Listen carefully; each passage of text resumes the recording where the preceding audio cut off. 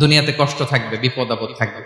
এই দুনিয়ার ফিচারটা আল্লাহ তাআলা কোরআনের একটা আয়াতে খুব চমৎকার ভাবে উল্লেখ করেছে। আল্লাহ তাআলা ইরশাদ করছেন, ওয়ালা নাবলুওয়ান্নাকুম বিশাইইম মিনাল খাউফি ওয়াল জুই ওয়া নাকসিম মিনাল আমওয়ালি ওয়াল আনফুসি ওয়াস সামারাত ওয়া বাশশিরিস সাবিরিন।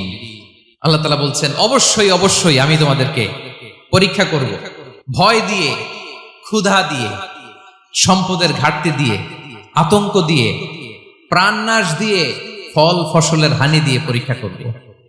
কিন্তু এই পরীক্ষায় যারা উত্তীর্ণ হবে, যারা সবর ইখতিয়ার করবে, ওয়াবাশশিরিস সাবিরিন, ধৈর্যশীলদের জন্যই হচ্ছে সুসংবাদ। আলহামদুলিল্লাহ পড়েন। চিরসুখ চিরশান্তি এই দুনিয়াতে মিলবে।